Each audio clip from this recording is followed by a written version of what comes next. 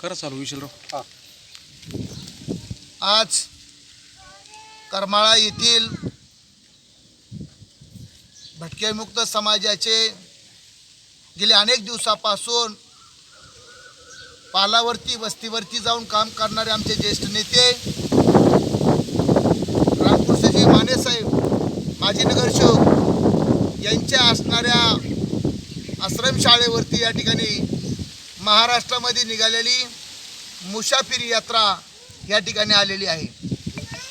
खरं तर यात्रेच्या पाठीमागची जी भूमिका आहे ती महत्त्वाच्या दोन मुद्द्यावरती राज्यकर्त्याला या राज्याचे मुख्यमंत्री माननीय देवेंद्र फडणवीस साहेब आणि या देशाचे पंतप्रधान माननीय नरेंद्र मोदी साहेब यांच्यापर्यंत सध्या चालू असलेली घरगणना व जनगणना या संदर्भात सविस्तर इथल्या भटकीमुक्त समाजाचं म्हणणं पालावरती वस्तीवरती जाऊन त्यांचं म्हणणं ऐकून या ठिकाणी त्या राज्यकर्त्याला निरोप देण्यासाठी या ठिकाणी मुसाफिरी यात्रा निघालेली आहे. ही यात्रा जामखेड तालुक्यातील खर्डा जिल्हा अहिल्यानगर या ठिकाणून निघालेली आहे. महाराष्ट्रामध्ये ही 9 जिल्ह्यामध्ये यात्रा जात आहे. उत्तर महाराष्ट्र, पश्चिम महाराष्ट्र आणि मराठवाडा एकूण 9 जिल्हे आहेत. एकूण 9 जिल्ह्यामध्ये 110 गावाच्या इथल्या भटकीमुक्तामधल्या ज्या मूळ जाती आहेत वडार, तिरमाली, कायकाडी, डवरी, गोसावी, टकारी, भामटा, राजपूत, कोल्हाटी, डोंबारी, सिकलकरी, राजपूत, भामटा या वेगवेगळ्या भटकीमुक्त समाजातल्या लोकांच्या पालावरती जाऊन त्यांचं जे म्हणणं आहे ते म्हणणं राज्यकर्त्याच्या समोर पोच करण्यासाठी यात्रा आयोजित करण्यात आलेली आहे. खरं तर पहिली जी महत्त्वाची भूमिका आहे, सध्या देशामध्ये घरगणना चालू आहे. 80% लोकांना भटकीमुक्त समाजातील लोकांना पाल आहे. या ठिकाणच्या घरगणनेमध्ये पालाची ज्याला चौकट आहे, ज्याला खिडकी नाही आहे, अशा माणसाच्या घराची घरगणना करण्यात येणार नाही आहे. खरं तर यातला 80% भटकीमुक्त समाज पालात राहतो. पालाला चौकट नाही आहे, खिडकी नाही आहे. अशा घराची घरगणना जर होणार नसेल तर ही दुर्दैवाची गोष्ट आहे. कारण भटक्यांचं पाल हेच घर असतंय. गेले अनेक दिवसापासून या संबंधित भटकीमुक्त समाजातल्या 42 जातीला स्वतःचं मालकी हक्काची जागा नाही आहे, स्वतःचं घर नाही आहे. पालामध्ये भटकंती करत हे लोक उपजीविका भागवत फिरतात. दुसरा जो मुद्दा आहे तो या ठिकाणी जनगणनेचा. आमचं मत असं आहे की या ठिकाणी या देशामध्ये जनावरांची संख्या सांगता येते, कुत्र्या मांजरांची संख्या सांगता येते, परंतु महाराष्ट्रामध्ये देशामध्ये भटक्या युवकांची नेमकी संख्या सांगता येत नाही आहे. त्याच्यामुळं SC आणि STचं ज्या पद्धतीने कॉलम करून जनगणना होत आहे त्याच पद्धतीची जनगणना या ठिकाणी देशामध्ये भटक्या विमुक्तांचे सेपरेट कॉलम करून त्या ठिकाणी जनगणना करण्यात यावी. त्या 2 मागण्यासाठी आमची मुसाफिरी यात्रा दरकोस मुक्काम करीत पालावर वस्तीवर जाऊन या ठिकाणी जागृती करणं आणि इथल्या लोकांचं भटक्यांचं म्हणणं राज्यकर्त्यांच्या समोर पोच करण्यासाठी ही मुसाफिरी यात्रा निघालेली आहे. आज करमाळा या शहरामध्ये आलो. या ठिकाणी या करमाळा शहरातील कायकाडी, पारधी, त्याचबरोबर मदारी इतर भटकीमुक्त समाजातील लोकांवर संवाद साधून आम्ही या ठिकाणी इथली मीटिंग संपल्यानंतर परंडा तालुक्यामध्ये आम्ही जाणार आहोत. ही आमच्या मुसाफिरी यात्रेच्या पाठीमागची मुख्य भूमिका आहे. 1871ला पहिली जनगणना झाली इंग्रजांच्या काळात. त्याच्यानंतर 2 वेळेस जनगणना झाली. तिसरी जनगणना करण्याच्या वेळेस 2021ला कोरोना महामारीच्या काळामध्ये ही जनगणना झाली नाही.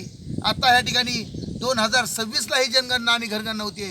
या जनगणनेमध्ये आमच्या भटकीमुक्ताची जी भूमिका आहे ती या ठिकाणी सरकारच्या दरबारी पोच करण्यासाठी ही मुसाफिरी यात्रा निघालेली आहे. एक सगळ्यात पहिली महत्त्वाची गोष्ट अशी आहे की आता अलीकडच्या काळामध्ये या ठिकाणी भटकीमुक्त समाजामध्ये ज्या पद्धतीने सकारात्मक काही गोष्टी पाहायला पाहिजे.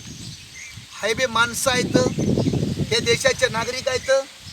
ह्या पूर्णपणे ह्या देशातल्या जे काही लढे उभा राहिले, उठाव झाले, ह्या देशाच्या इंग्रजांच्या मुक्तीतून ह्या देश मुक्त करण्यासाठी उमाजी नायकाचा उठाव तुम्हाला माहिती आहे, शमशेर सिंगचा उठाव माहिती आहे. अनेक भटकीमुक्त समाजातल्या लोकांनी या भारताला इंग्रजाच्या जोखंडातून मुक्त करण्यासाठी संघर्ष केला. त्याचा परिणाम असा झाला की इंग्रजांच्या विरोधामध्ये सतत बंड करत असल्यामुळे ह्या समाजावरती गुन्हेगारीचा कपाळावरती शिक्का मारला. ह्या देशामध्ये माणूस जन्माला आला की तो गुन्हेगार जन्माला आलाय. या देशामध्ये कुत्र्या मांजराला फिरायची परवानगी आहे, परंतु माणसासारख्या माणसाला फिरायची परवानगी नाही. 78 वर्षानंतर सुद्धा आज मी कुठं चोरी झाली की या भटकीमुक्त समाजातल्या माणसाला नेऊन अटक केलं जातं, त्यांच्यावर कायदेशीर कारवाई केली जाते. आता जो जमिनीचा मुद्दा तुम्ही जो मांडला तो महत्त्वाचा मुद्दा आहे. या ठिकाणी एका बाजूला 100 एकर जमीन 200 एकर जमीन आहे आणि दुसऱ्या बाजूला फक्त इथवर जमीन आहे की ज्या ठिकाणी या माणसाचं असणारं पाळ राहण्यासाठी आणि घर राहण्यासाठी. खरं तर भटकीमुक्तांची एवढी वाईट अवस्था आहे, मेल्यानंतर सुद्धा त्याला जाळायला जागा नाही आणि पुरायला जागा नाही. इथल्या राज्यकर्त्यांना माझा सवाल आहे, 78 वर्षानंतर या भटकीमुक्त समाजाला ह्या देशामध्ये जन्मला, ह्या मातीत जन्मला, कुळवाडी भूषण छत्रपती शिवाजी महाराजांच्या सोबत ज्या लोकांनी काम केलं तुम्हाला सगळ्याला माहिती आहे. 18 पगड जातीमध्ये त्या ठिकाणी शिवाजी महाराजांसोबत इमानी इतबारे ज्यांनी काम केलं असे ते मदारी मेहतर, त्या मदारी मेहतराच्या समाजाची अवस्था पाहता आज त्यांना ह्या ठिकाणी रोहिंग्या म्हणलं जातं, बांगलादेशी म्हणलं जातं. म्हणजे एकीकडे सरकारी जमीन वहिवाटीसाठी घेतली जाते, कारखान्यासाठी घेतली जाते, परंतु आम्हाला भटकीमुक्तांना राहायला जागा मिळत नाही. हा सगळ्यात महत्त्वाचा भेदभाव 78 वर्षानंतर या देशामध्ये आमच्यावरती केला जातो. आम्ही काय गुन्हा केला आहे एवढ्या मोठ्या प्रमाणामध्ये आज भटकीमुक्तावरती मोठ्या प्रमाणात अत्याचार होतो. म्हणून ह्या सगळ्या भटकीमुक्तातल्या 42 जातीचा वेदना आणि दुःख मांडण्यासाठी ही मुसाफिरी यात्रा निघाली आहे. दोरकोस मुक्काम करून हे सरकार पुढं आलेलं आहे. या अगोदर काँग्रेसचं सरकार होतं, काँग्रेसच्या सरकारने छोटे मोठे घोटाळे केले, त्याच्यावरती BJPने आवाज उठवला आणि BJPने आवाज उठवून त्या ठिकाणी ते सरकार आणलंय.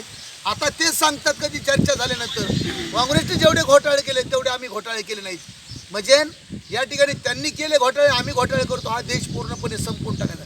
कोकराज पार्टीने जे केलेलं आंदोलन आहे एकदम बरोबर आहे. आदरणीय अडकर बाळासाहेब आंबेडकर साहेबांनी त्यांना सपोर्ट केलेला आहे.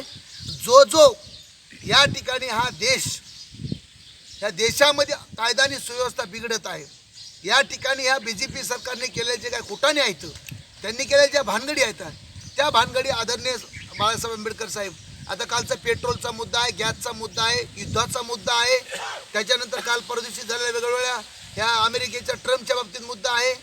या सगळ्या गोष्टी त्यांनी बाळासाहेबांनी त्या ठिकाणी स्पष्टपणे भूमिका मांडलेली आहे.